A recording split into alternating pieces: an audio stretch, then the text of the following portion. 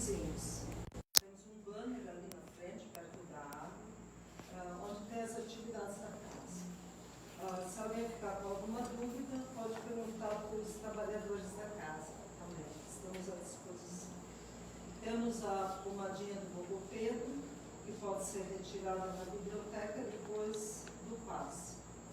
E mais alguma coisa? É isso. As crianças estão na contação de histórias, né? Para quem ainda não sabe.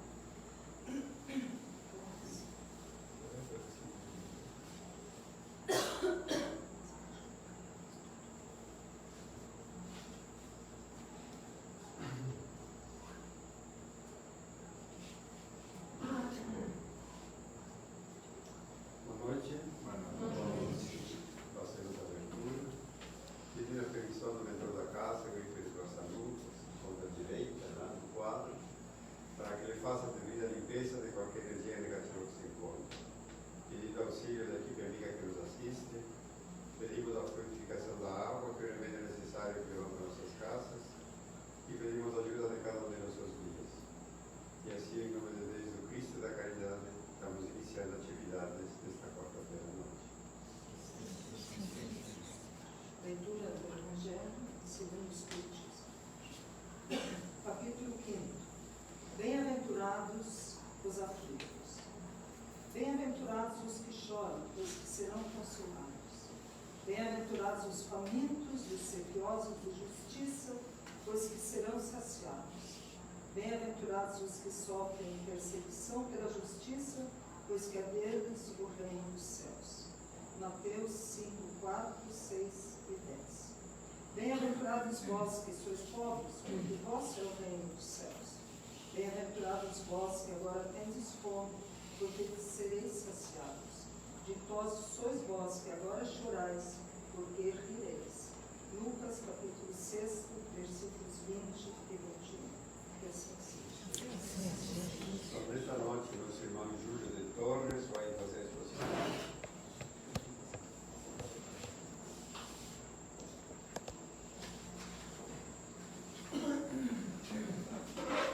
Queridos irmãos e irmãs, a paz de Jesus esteja em nossos corações.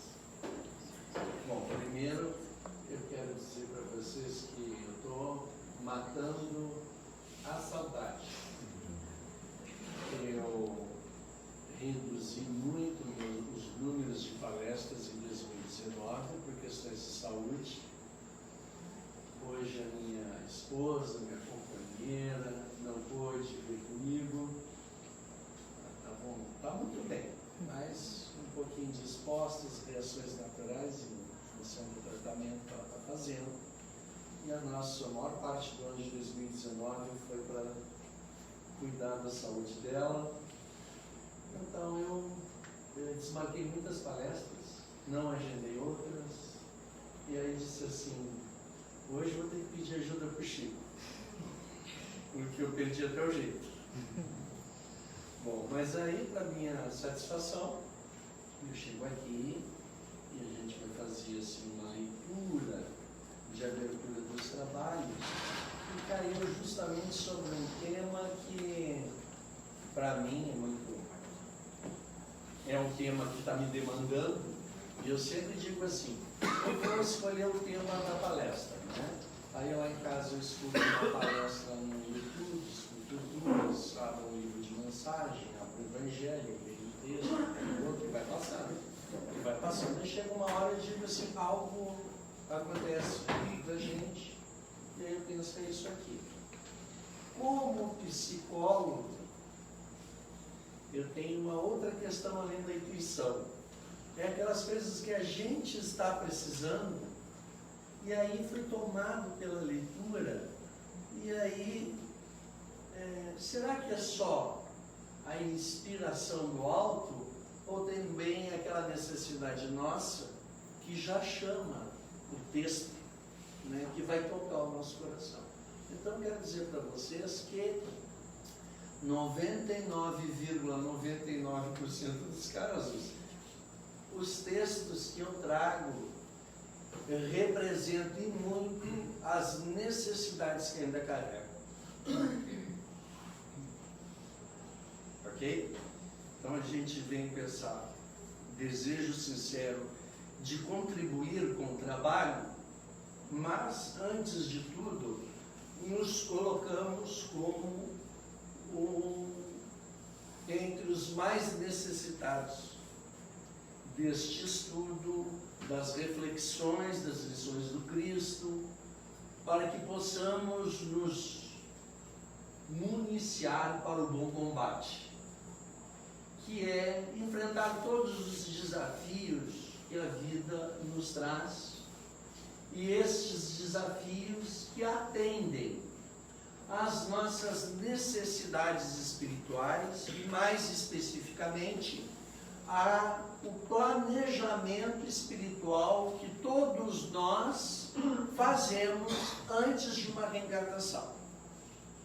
Então a gente senta com irmãos da espiritualidade maior, com uma envergadura espiritual muito superior à nossa, sentam lá e mais ou menos traçam ali um programa que vai depender das nossas escolhas, aí entra o livre-arbítrio, né? Traçam um programa para desenvolver em nós aquilo que nos é mais necessário. Aí se a gente vai aproveitar ou não, aí depende de cada um de nós, né?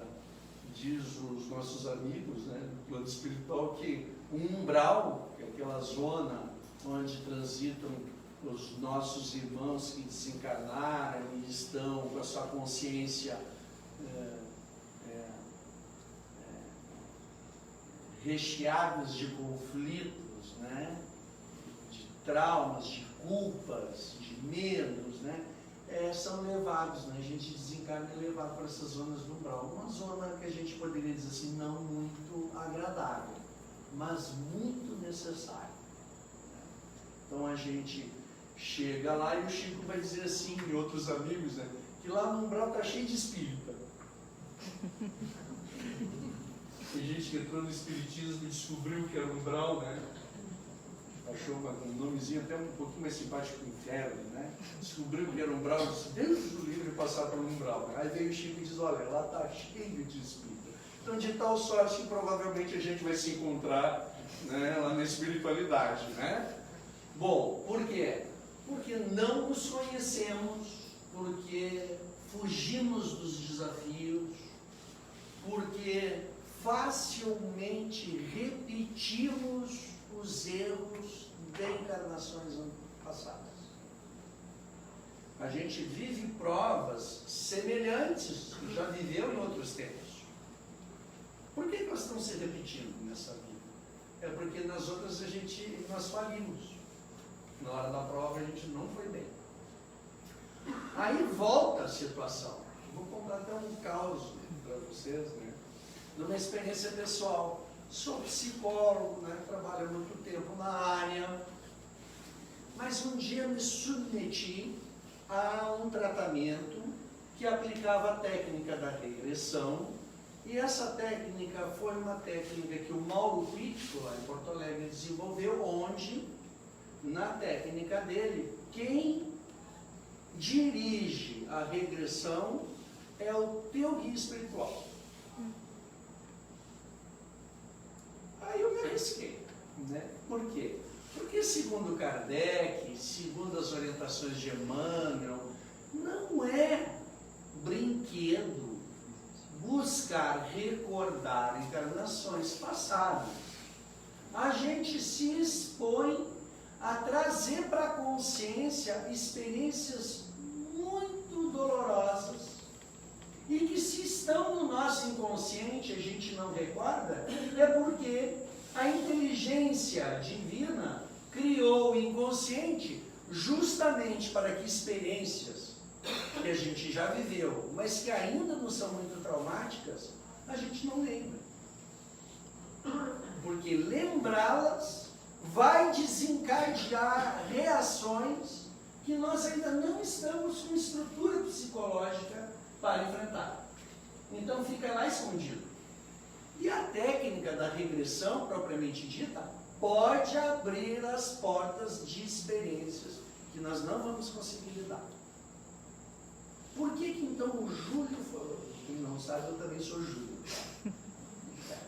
Então o que que o Júlio foi fazer lá? Disse, bom, essa técnica me interessou e eu vou me submeter. E eu tenho uma dificuldade.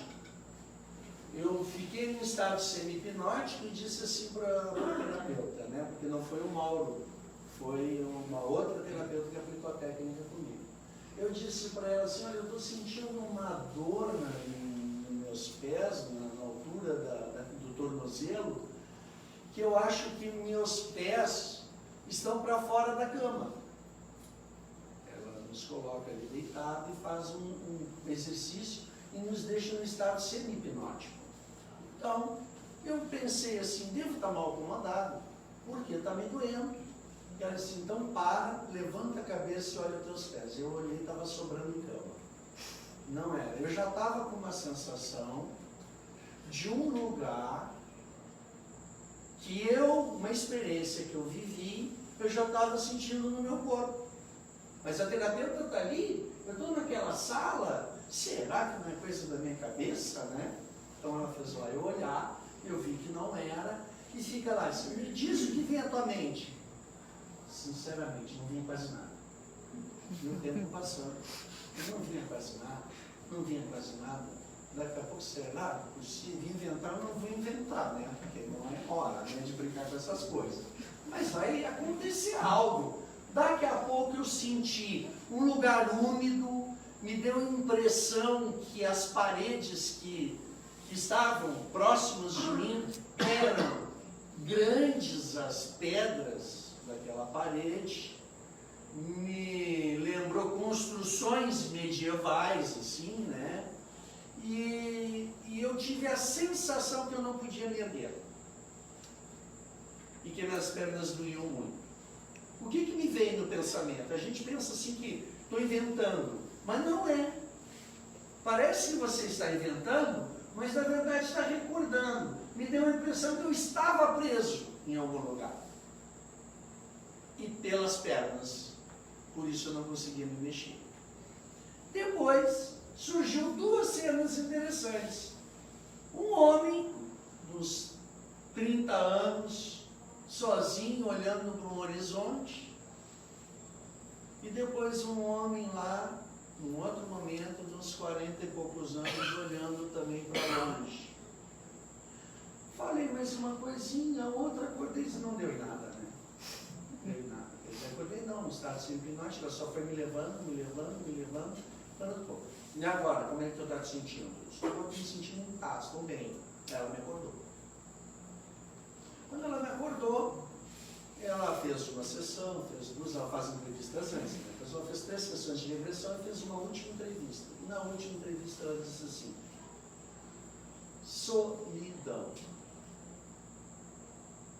E quando ela largou essa palavra, ela reverberou aqui dentro. Tu, em algumas experiências, não soube lidar com a solidão. E nesta encarnação eu já estava repetindo o programa. A técnica diz que o mentor espiritual desliga o conteúdo emocional daquela experiência que tu teve e te atrapalhou.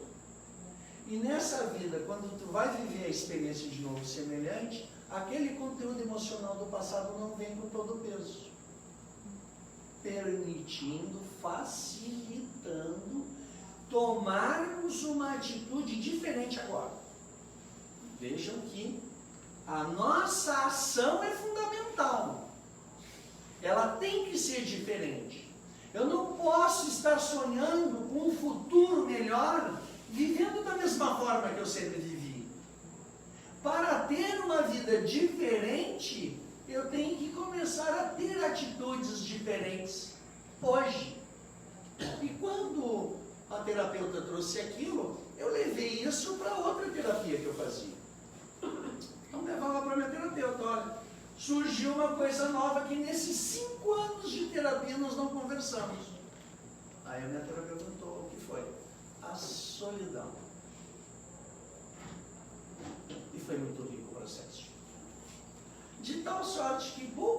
tempo depois, eu fui viver sozinho, pelas circunstâncias da vida, e fiquei em paz. Perdi a pressa. Estava bom.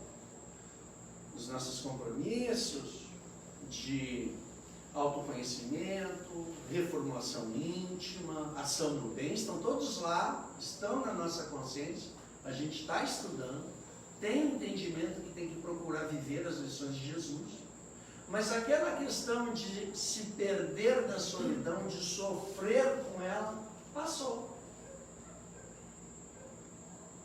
Então, quando surgem amigos e amigas que estão no momento de viverem sozinhos, mas desesperados por uma relação, eu digo, calma, agora eu consigo, né? Calma, vamos com calma, faz a tua parte, trabalha no bem, e na hora certa chega a pessoa certa. O que a gente faz? A gente esquece de trabalhar no bem, força situações da qual vai sofrer tremendamente. Por quê? Porque não parou para olhar a dificuldade que está atravessando. Então, qual é a pista? Porque nem todo mundo pode pagar um terapeuta, né? Nem todo mundo. E nem todo mundo tem insights, que é aquela transformação interior, que tu amplia a tua consciência, só fazendo terapia. Muito pelo contrário, se a gente está caminhando na praia e deu um insight. Está tomando um banho, deu um insight. Aconteceu alguma coisa na família e houve a transformação. Acontece uma coisa pessoal e há uma transformação. Né? Hoje, vou aproveitar que a Paty não está aqui, a minha companheira, né? Então, surgiu câncer, né, na Paty. A Patrícia descobriu um câncer. Bem-aventurados os aflitos. Porque foi justamente nessa experiência que é impactante, que o chão parece que sai de baixo, que, olha, todos os teus projetos parece que vão por água abaixo, e o projeto dela era o projeto de ter um bebê, gerar um bebê, ter um filho, e ela descobre o câncer, e ela perde a possibilidade de gerar esse bebê. Então, todos esses sonhos, essa pessoa com aquela função maternal na potência 1000, porque ela é uma professora de séries iniciais, que quando aquelas criancinhas que ela pega com 3 anos e larga ali com 4, né? Termina o ano e vão embora, porque no ano que vem vão pegar outra turminha, outra prof, né? Ela chora como se estivesse perdendo um filho. Filho não, né? 15, 20, que é a turma dela, né? Então ela de tanto amor que ela tem, ela cria um amor tão grande para as crianças, quando elas vão para o outro ano, parece que estão levando um pedaço dela junto. Essa mulher perdeu nesta encarnação a possibilidade de gerar um filho. Mas não perdeu a função maternal dela, né? Que está muito bem desenvolvido. Então a gente percebe que esse amor todo pela criança, que esse amor todo pela pedagogia, que essa caminhada toda que ela fez, ela diz assim, não existe para mim profissão melhor no mundo, porque eu amo as minhas crianças, amo o meu trabalho e faço ele com todo amor. Tem tanto amor, que crianças de 12, 13 anos, ela tem hoje 37, 15 anos, mandam áudios para ela dizendo que amam ela, que ela é a melhor prof da vida deles. Eu fico impressionado. Mães, pais, profissionais lá ficam mandando áudio. Isso já vem há meses, nós estamos 7 meses nessa luta. E a gente vê, e ela descobriu então, com todas essas dores que surgiram e pegaram no ponto mais delicado dessa alma que tanto ama as crianças, ela descobriu uma força que ninguém, nem ela, mas ninguém da família dela poderia crer que ela possuía.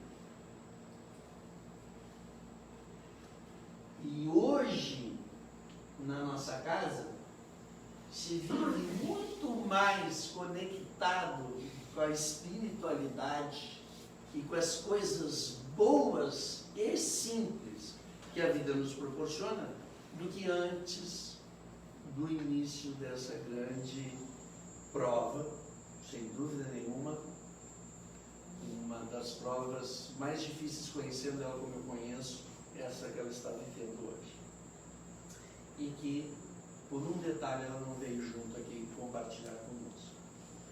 Não por acaso, na madrugada, eu trabalhei essa noite, e saí do serviço às 7 da manhã, na madrugada, enquanto eu atendia lá os contribuintes, eu escutava no áudio uma palestra de um médico chinês que mora aqui no Brasil. Uma palestra não. Ele grava áudios dando N técnicas da medicina oriental para a gente tratar inúmeras coisas.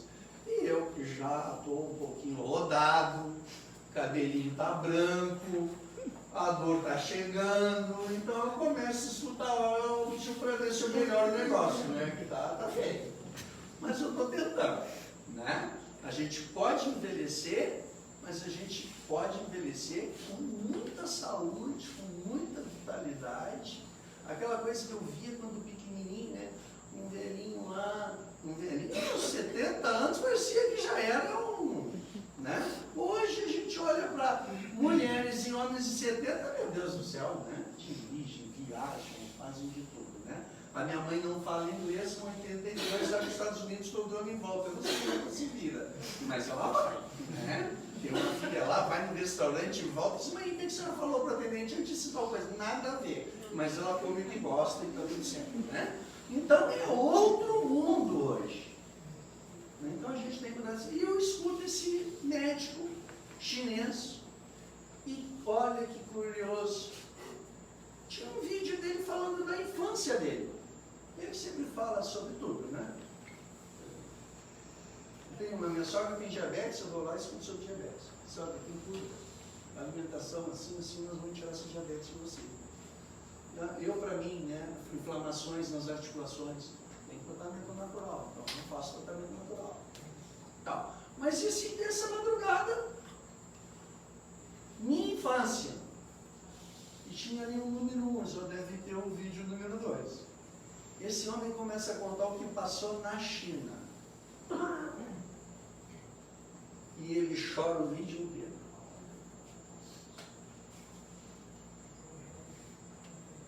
Fome.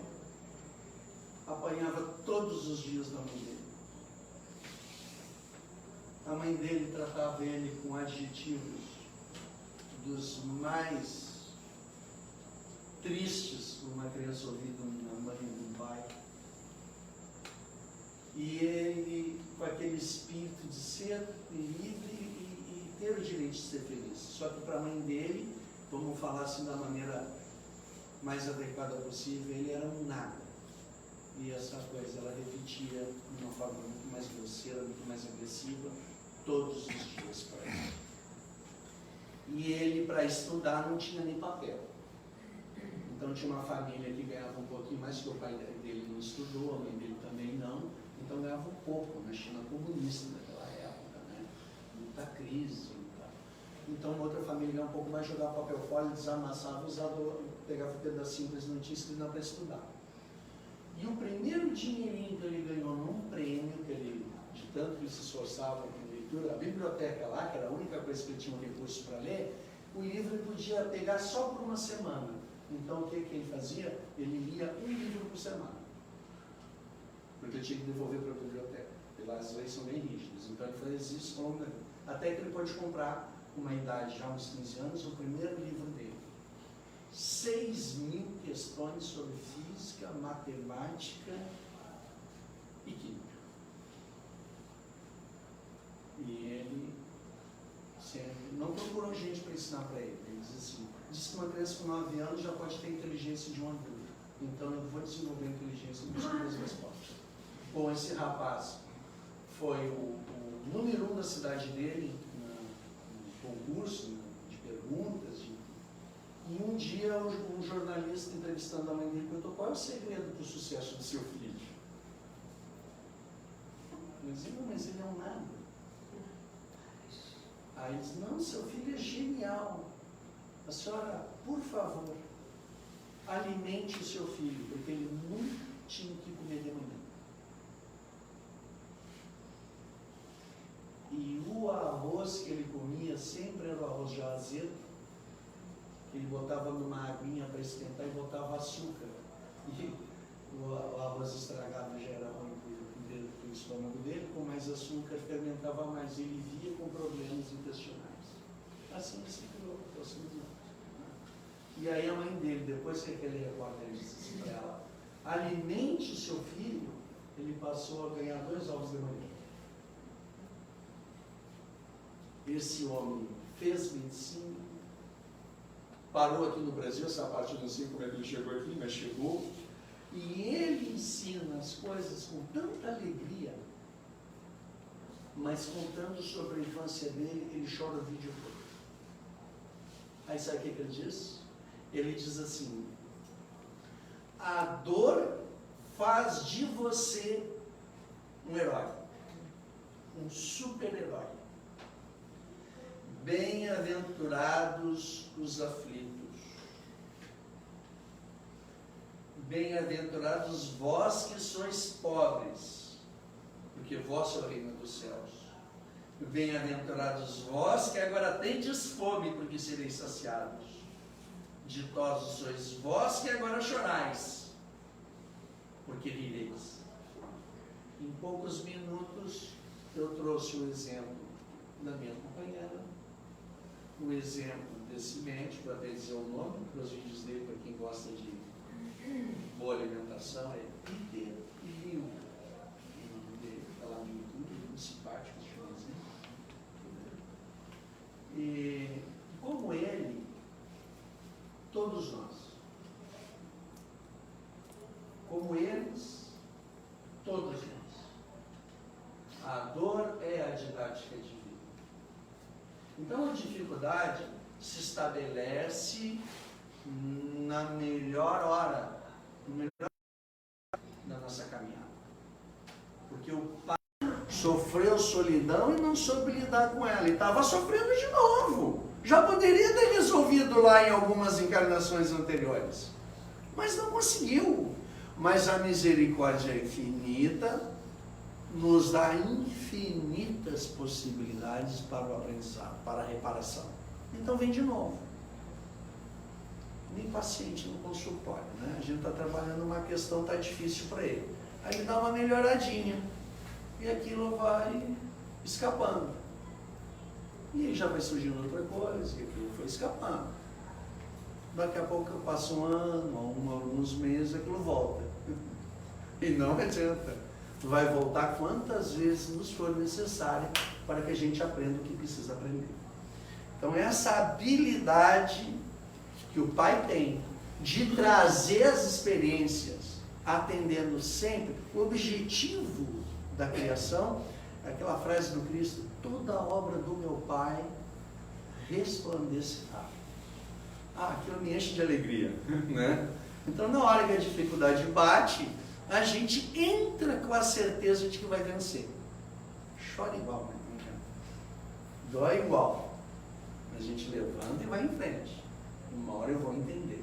Então, uma vez a Lenise, lá no Caminho da Luz, fez uma prece e disse assim, Pai, nos deu discernimento para entender as lições que Tu nos envia com Teu infinito amor. Eu disse discernimento. É isso. É isso que a gente precisa. A gente precisa entender que quando a dificuldade surge, o vitimista vai dizer o quê? Por quê? Né? Vai se colocar assim, por que comigo? Por que tanto sofrimento? Mas não é essa a pergunta. Está errado. É, para quê? Para quê? É muito comum a pessoa chegar no consultório e dizer assim, eu estou tão infeliz lá no meu casamento que eu quero separar. Já vem com... Quando já não separou antes de procurar a terapia, né? Mas já chega só pedindo assenta aqui embaixo, que eu já estou a fim de mandar longe, assim, despachar aquela mala, né? Chega e a gente, opa, parei um pouquinho, vamos ouvir um pouco essa história. Vai contando. Daqui a pouco a pessoa diz assim, pelo que eu estou entendendo, quer dizer que eu sou o culpado? Mas eu não disse que você é o culpado. Não, mas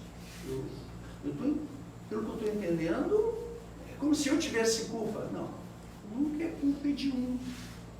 Na relação, o desafio é dos dois. Os dois acertam e os dois erram.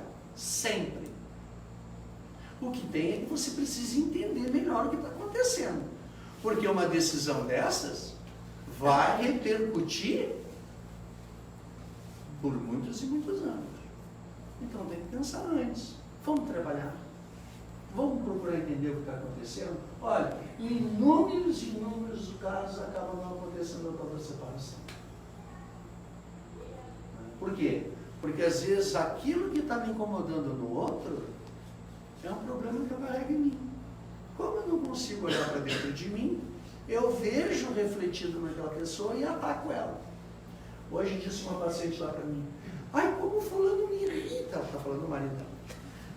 Ele me irrita. Quase que eu digo assim, tu acha que é só na tua casa? Não disse nada, fiquei que a terapeuta não vai fazer os seus pais. Aí eu olhei e disse, mas vamos entender, o que está? Ah, porque faço tudo, e parece que nunca está bom. Foi indo. Lá no final da sessão, antes dela, assim, aqui amarelo. Ela faz tudo porque é dominadora. Se ele for tentar fazer isso, não deixa que eu faça, porque eu faço melhor.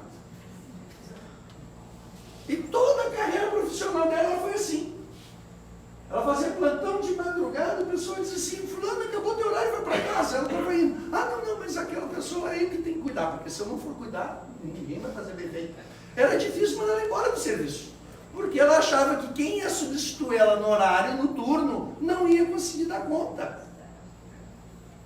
Eu queria arrumar um funcionário assim. Não podia me cobrar hora extra, óbvio, né? Mas eu ia gostar disso, né? A gente manda embora e ele quer continuar trabalhando, que espetáculo isso, né? Que amor pelo trabalho. Então, e aí o que aparece lá nessa história? Aparece que ele irrita ela, não, ela se irrita porque ele, em vez de reagir a essa coisa que é o conflito dela, de dominar, de ter uma energia masculina tão forte que ela que tem que fazer tudo, que está prejudicando outros aspectos do feminino dela, como ser uma mulher, porque ou ela é aquela mãe super poderosa, ou ela é aquele homem que decide tudo.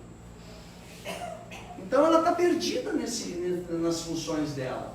Agora começa a entender que é o impulso dela de dominação, de ter que executar todas as atividades, porque ela acha que ninguém tem a capacidade de...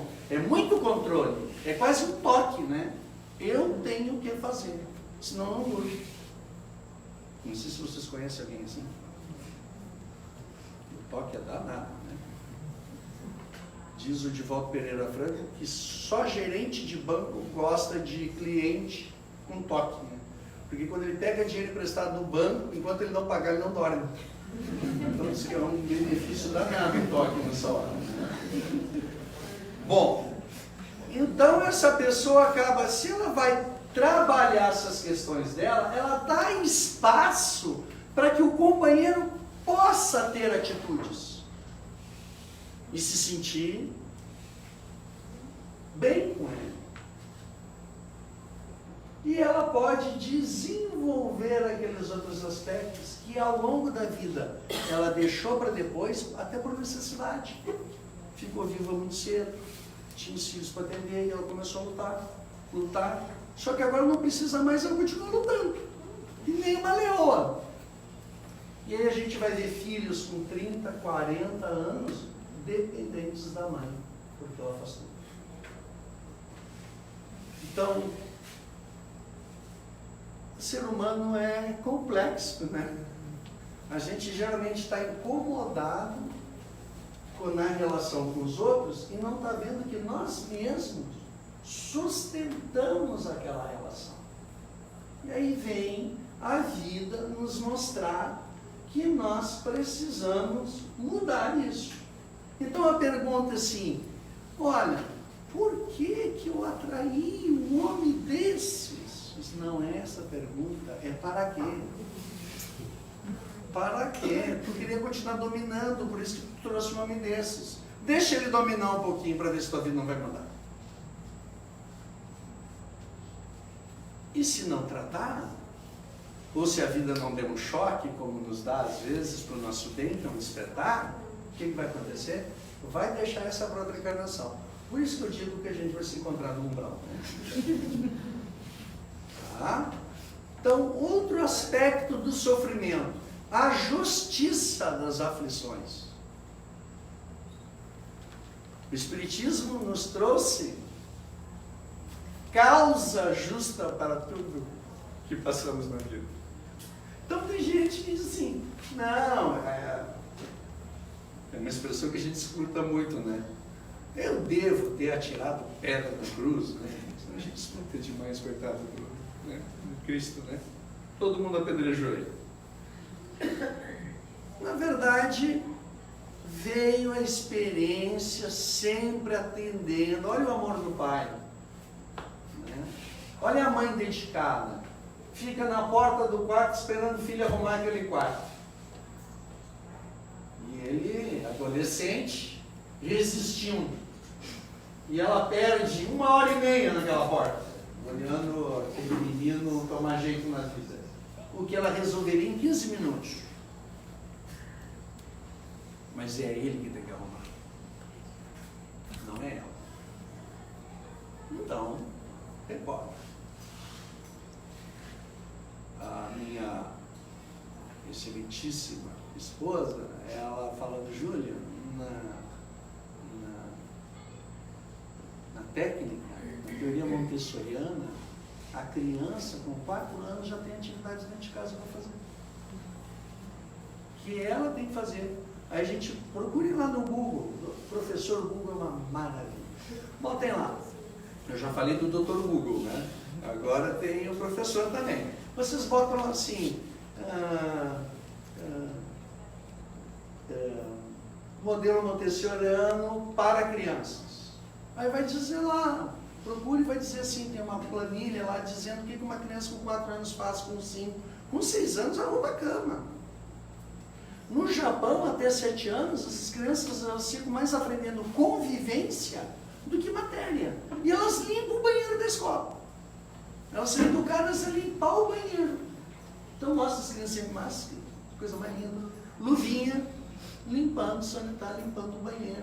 Hoje chega aqui no Brasil e diz para um menino de 10 anos limpar o banheiro, quase morre. Acho que vai contrair uma doença e vai, né? Por quê? Porque a gente faz demais. Tá bom? Então aí vem a dor ensinar.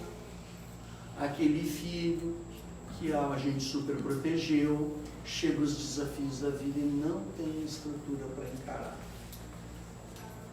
Aí a drogadição é uma fuga, o vazio existencial é uma sensação muito comum hoje nos jovens com tudo em casa, pais amorosos, pensando em suicídio, porque não encontram razão para viver. Agora que eu escutei aqui, as crianças na escolinha, gente, tem criança, traz para a escolinha. Vai facilitar essa vida de pai e mãe tremendamente. A gente começa de berços. Não vamos, já tem evangelização durante a gestação. Né? Já tem evangelização durante a gestação. Então a gente tem que trazer as crianças, vai facilitar a nossa vida tremendamente. E elas nos agradecem. Aí eu vou te dizer para vocês, para finalizar, que a Paty recebeu um áudio do menino que está na 8ª série e foi aluno dela com 3 anos de idade aqui em Capão Novo. Ela é 20 horas em Capão Novo, 20 horas em Torres. Já há 2 anos que ela foi cedida, ela permutou com uma colega de Capão, agora ela fica 40 horas aqui em Torres. Agora está de licença, mas ela trabalha 40 horas. O menino, ela conta que esse menino, o pai dele era desencarnou, ele era pequenininho. E a mãe dele morava lá no norte do país. E a mãe dele, que é natural aqui do sul, quando morreu o esposo, ela disse, desencarnou, né? Ela disse, bom, eu vou voltar para o sul, eu vou procurar minha família e vou criar meu filho lá. E essa criança chegou e caiu na turminha, então, da Pati, né? A Prof. Pati. Pegou essa criança. E aí, ela, no Dia dos Pais, preparou uma atividade para as crianças, e aí cada criança falava um pouco do pai. Quando ela se deu conta que tinha acontecido, esse menino recém tinha chegado, no grupo, na cidade, na turma dela, ela se perdeu aqui no pai agora, né? Deu uma desconversada e pulou ele. Ele disse, prof, um sotaque nordestino, eu não vou saber imitar, mas ele disse assim, prof, a minha vez, eu quero falar do meu pai. Aí ele disse assim, o pai dele morreu com câncer, e era tabagista, fumava. Então ele disse, meu papai morreu assim, fumava, e a gente dizia para ele não fumar. E ele explicou tudo. Ela controlando o choro, né? E o menino fez questão de contar. E aí ela me disse, olha, eu recebi um áudio do aluno, eu quero que tu escute. Esse menino, assim, com aquela voz do menino de 8ª série já, né? Um adolescente, um pré-adolescente, ele disse assim, Prof. Pati, lembra aquele dia que tu foi brincar com a gente e tu fez uma gincana e aí a gente tinha que encontrar o prêmio, o presente, era tudo misterioso e a gente encontrou tal lugar, cavou e tinha um saco cheio de pirulitos. Ele está falando de uma experiência com 3 anos de idade. Vocês têm memória dos 3 anos de idade? Ele está falando em detalhe. Tu lembra disso? Prof. Pati, lembra que no intervalo, eu em vez de brincar, ficava sentado do teu ladinho, porque eu queria conversar contigo, não queria brincar? Aí a Patrícia retorna, eu te lembro. Tu lembra aquela vez de um menino se emocionou, que ela lembrava de várias cenas com ele. Ele achava que ela não ia lembrar porque teve muitos alunos.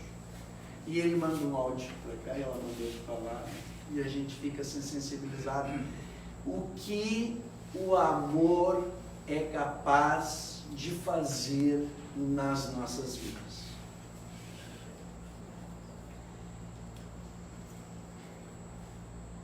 Quando Cristo nos diz, que está no capítulo 6, vinde a mim todos vós que estáis sobrecarregados, e eu vos aliviarei, que estáis sobrecarregados, eu vos aliviarei.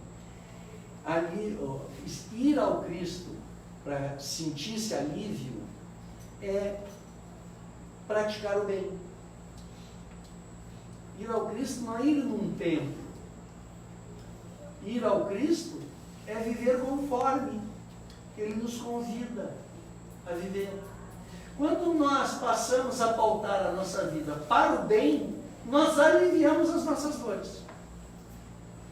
É um efeito psíquico, espiritual e biológico. Diminui a dor.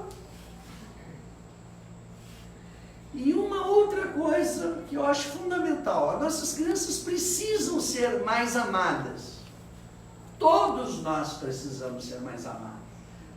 Nossos pais precisam ser mais amados. Nossos irmãos, filhos, vizinhos, precisam ser mais amados, porque faz muito bem.